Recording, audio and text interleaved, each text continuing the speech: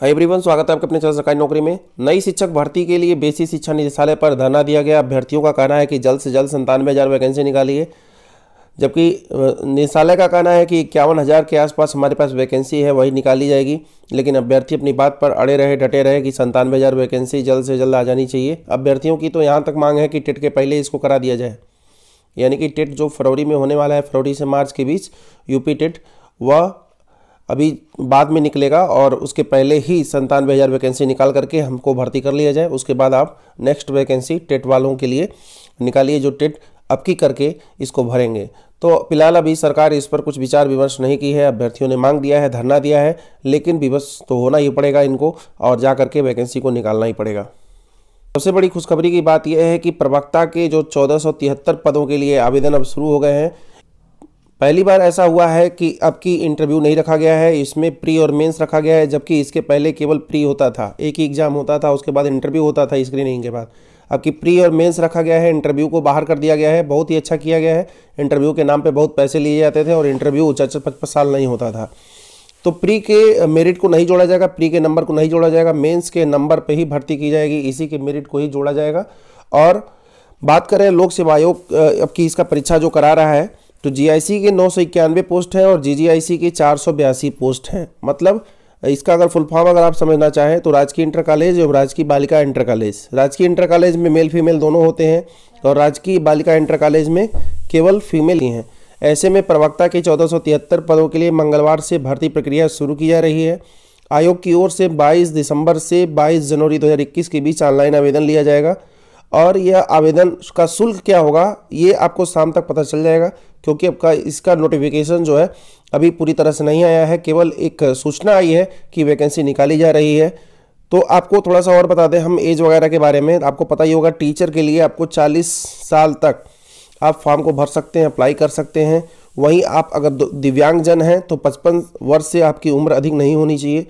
तो फिलहाल जो भी डिटेल्स वगैरह है सब कुछ आपको वेबसाइट पे आपको देखने को मिल जाएगा uppsc.nic.in पे, और इसके बारे में और कुछ जो भी डिटेल होगा आपको बता दिया जाएगा। बहुत ही अच्छा आपकी सुअवसर है उन सभी अभ्यर्थियों के लिए जो इंटरव्यू के नाम से डरते थे। ऐसा नहीं कि इंटरव्यू देना पड़ेगा, इस नाम से डर जाते थे, इसमें तो मेरा नहीं होगा, इसमें तो उसी का होगा जिसका जुगाड़ होगा, इसमें तो उसी का होगा जिसके पास 10 लाख रुपये होंगे, 15 लाख रुपये होंगे।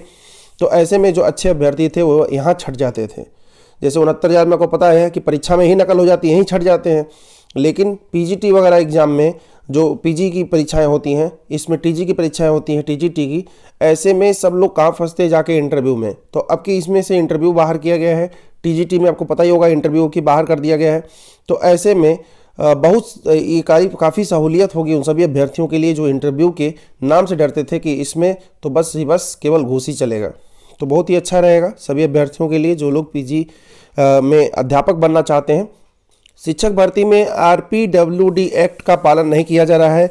यह वह एक्ट है जिसमें जितनी भी पुरानी वैकेंसीज हैं उनको नई वैकेंसी में जोड़ दिया जाए। खासकर दिव्यांग लोगों के लिए बनाया गया एक्ट है।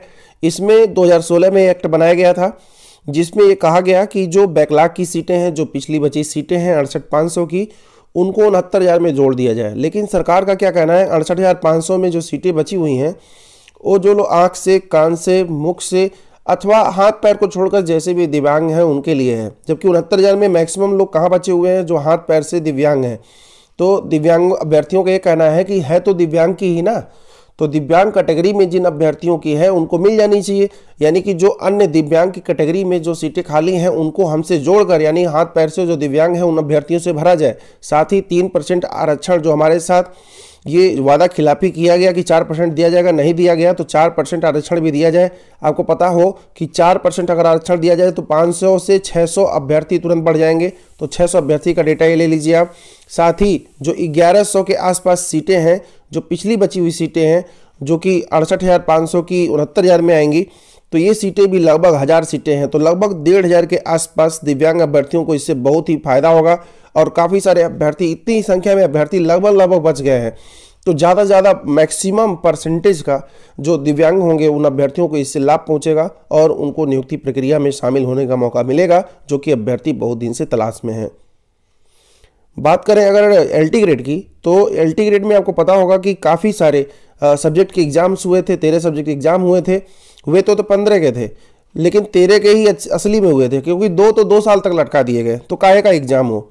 हिंदी और सामाजिक विज्ञान को लटकाया गया था। लास्ट में सामाजिक विज्ञान का किसी तरह करते धरते किसी तरह नैया पार लगा, लेकिन हिंदी को ले जाकर अटका दिया गया। क्यों? ये थोड़ा सा स्पेशल इनको क्वालिफिकेशन चाहिए। ये कह रहे हैं कि इंटर में जिनका संस्कृत हो वही ग्रेजुएशन में हिंदी संस्कृत अगर लिया हो तो उसे नियुक्ति पत्र मिलेगा।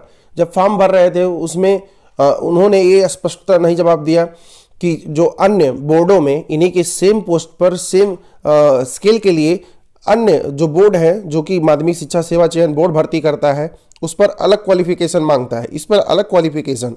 एक ही प्रदेश है, एक ही चीज़ है और अलग अलग इस तरह से क्वालिफिकेशन क्यों मांगता है ये इन्हें खुद ही नहीं पता। पुराने नियमों के अनुसार चल रहे हैं।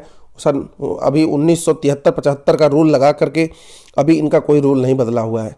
आदमी दुनिया क्या और ये मॉडर्न हो रही है, लेकिन ये लोग पुराने नियम पर ही अभी अटल हैं। तो एलटी ग्रेड के अभ्यर्थी जो हिंदी से जूझ रहे हैं, ऐसे अभ्यर्थियों को तो दिक्कत है ही, साथ ही जो नियुक्ति की गई है और नियुक्ति में जो रोकी गई फाइलें हैं वह जल्द ही पहुंचाई जाए, क्योंकि फाइल ही नहीं पहुंचाई जा रही है। और आपको पता होगा फाइल नहीं पहुंचाई जाएगी तो इस कारण अयोग्य घोषित अभ्यर्थियों के विषय में निर्णय नहीं लिया जा पाएगा।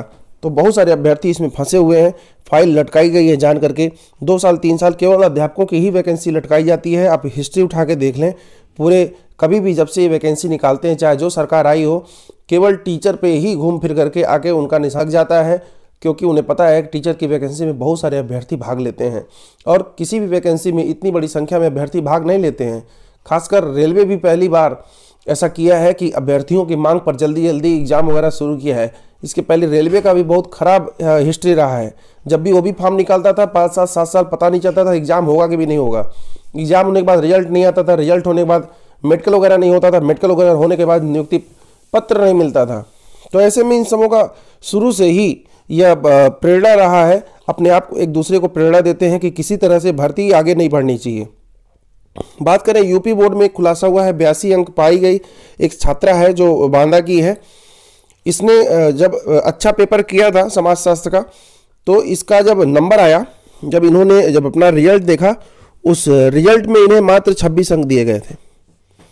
इनका माथा ठनका चली गई। हाईकोर्ट में पता लगा कि इनका अभी नंबर जो है इनका 82 नंबर टोटल आ रहा है, जिसमें हाईकोर्ट ने जो सचिव हैं उनके ऊपर 10,000 का जुर्माना लगाया है। साथ ही कहा है जुर्माना डीडी के जरिए इनके पिता के खाते में तत्काल पहुंचाई जाए। और बात करें मेडिकल की, तो एक बहुत ही अच्छा मामला आया है। यूपी पुलिस में अगर किसी तरह का इस तरह लटका हो तो वह बिल्कुल सफल हो सकता है। यूपी पुलिस में एक अभ्यर्थी था जिसका मेडिकल में उसे अनफिट कर दिया गया था। बाद में उसे रीमेडिकल मिला, रीमेडिकल में भी अनफिट कर दिया गया। तो ऐसे में हाईकोर्ट ने हस्तक्षेप किया, कहा कि एक बार अगर वह फेल हो गया है तो दूसरी बार आप नहीं फेल कर सकते हैं, और वह भी इसलिए कि उसका सीना नहीं फूल रहा है, उसकी लंबाई थोड़ी सी कम है। तो ऐसे में आप इसे बाहर नहीं कर सकते, तो रीमेडिकल में उसे पास किया जाना है, उसे नियुक्ति पत्र दिया जाए। हाईकोर्ट ने मुहर लगा दी है। अगर इसी तरह की समस्या किसी के साथ हो, किसी अन्य विभाग में हो, तब भी वह कोर्ट जा सकता है और बिल्कुल वह आदेश इसे मिल जाएगा और जाकर के नियुक्ति ले सकता है। कल जो अभ्यर्थी प्रदर्शन कर रहे थे SCRT पर, ऐसे में बहुत सारे अभ्यर्थियों को खदेड़ा गया। पुलिस ने लाठीचार्ज की। लाठीचार्ज में देखिए सारे लोग बैठे हुए हैं, कुछ लोगों को चोटें भी आई। ये जो आप पीठ का दुर्दशा देख रहे हैं, ये उत्तर प्रदेश पुलिस की लाठियों का है, जिसमें अभ्यर्थी अपनी मांग को लेकर के गए थे। उनकी मांग यही थी कि हमको शिक्षक बनना है। शिक्षक बनने का जो परिणाम आप देख पा रहे हैं वो सामने है। नियुक्ति पत्र के लिए प्रदर्शन किया गया, जाम वगैरह बहुत ज़्यादा लगा। अभ्यर्थियों का क्या कहना था और शिक्षा मंत्री का क्या कहना था उसको भी जान लिए। शिक्षा मंत्री ने कहा कि हमने जितनी भी आरक्षण प्रक्रिया लगाई है खूब अच्छे से लगाई है, कहीं कोई दिक्कत नहीं है। जबकि अभ्यर्थियों का कहना है कि 15,000 के आसपास हमारी सीटें ले ली गई। जबकि अगर असलियत बात करें तो 8,000 के आसपास सीटें, ये तो टोटल सीटें हैं ना MRC की, केवल 8,000 के आसपास जो सीटें आरक्षित वर्ग की हैं, जो सामान्य वर्ग को दी गई हैं। ऐसे में उन अभ्यर्थियों के ऊपर भी सांसद मंडरा सकता है भविष्य में, जो 8,000 के अंतर्गत आएंगे।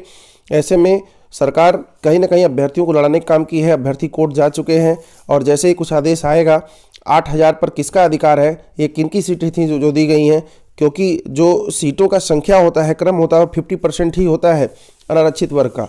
ऐसे में 50% अगर आप निकालेंगे 69,000 का तो 34,000 के आसपास आएगा, लगभग 34,000 समथिंग आएगा।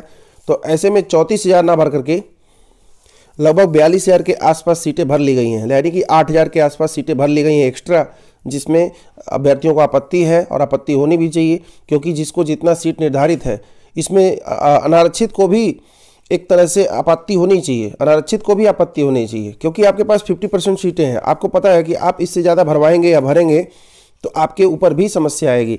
जो भी अनारक्षित वर्ग के अभ्यर्थी हैं 50% से ऊपर की सीट पर हैं, उनके ऊपर भविष्य में समस्या आ सकती है। इसमें आप कहीं जनरल और ओबीसी की बात ना समझे, इसमें एक फैक्ट की बात समझे। 50% ही अगर किसी के लिए दी गई हैं, मान लीजिए यही 50% आपको ओबीसी को दी गई होती तो क्या अनारक्षित वाले इसका विरोध नहीं करते? बिल्कुल करते। एससी को दी गई होती बिल्कुल, तब भी अन्य लोग करते। तो जिसको जितने निर्धारित है उतनी ही मिले, क्योंकि उसको भी उसी तरह की समस्या आ सकती है जैसे कि अन्य अभ्यर्थी भी समस्या से जूझ रहे हैं। तो थर्ड काउंसलिंग के लिए भी अभ्यर्थियों ने मांग किया शिक्षा मंत्री से। शिक्षा मंत्री ने कहा कि आगे जो भी सीटें बचेंगी हम उस पर भर्तियां करेंगे। बिल्कुल विचार विमर्श चल रहा है। अभी 36,590 का विद्यालय आवंटन नहीं हुआ है।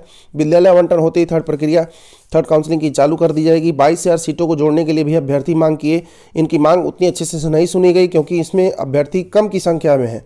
तो अभ्यर्थी अन्य अभ्यर्थियों के साथ जुड़ें, अपनी संख्या बढ़ाएं, अपनी मजबूती बढ़ाएं।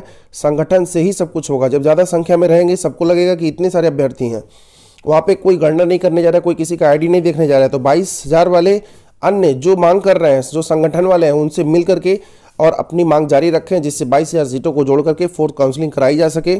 ऐसे में वो बॉर्डर लाइन पर रहने वाले सभी अभ्यर्थियों का भला हो सके। तो फिलहाल अभी के लिए बस इतना ही। धन्यवाद।